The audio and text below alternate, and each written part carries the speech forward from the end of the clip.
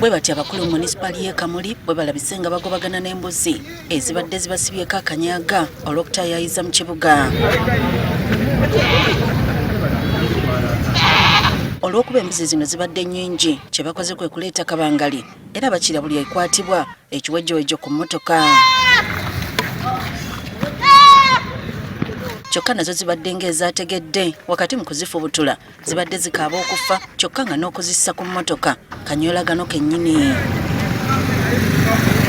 Zino zibadde tezikoma kutaayaaya wabula zira n'ebyamaguzi by'abasuubuzi mu butale. Omukazi ole muka waiswa oyo waiswa muganda atigalana omukazi ole ali madu embolide donadona damalawo era buniye bajawo buti biduku byerere ente eyo nditusimi omuntu ekogwe kina kubotu kyawo embuzi zakwenda ali wayagala ndikulire ku mwogo wo wayagala ente ndo kandi yepuse buyito ndwali buyito wange mukakalayi kono zigattako okukyafuaza ekibuga. Biboneka binyamu obusa byayonona bizinesi ed'abasuubuzi idukira abasuubuzi mulimu abatunda amatooke abatunda embooli mogo ebisolo bibabeere byalya.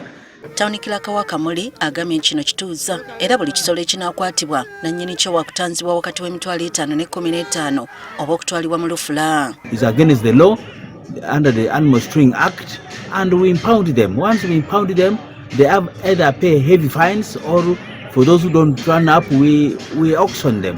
Kyokka abamu bafumiridde ekikwekweto nga bagamba nti kubayigganya. Awo wona embuzi dibedi taluka muno nga tibadigema. Buti bali mu bwavu buli kubaluma basomesa bali bavana school fees bali kujja kuyola mbuzi abantu. Tandika kuyola mbuzi abantu batwala.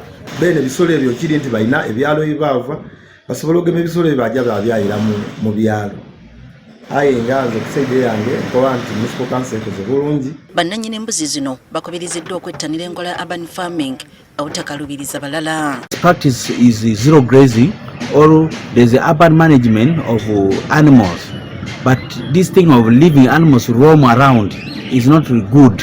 Ekikwekweto gye kiggweredde ng'embuzi ezisoba mu 100 zikwatiddwa.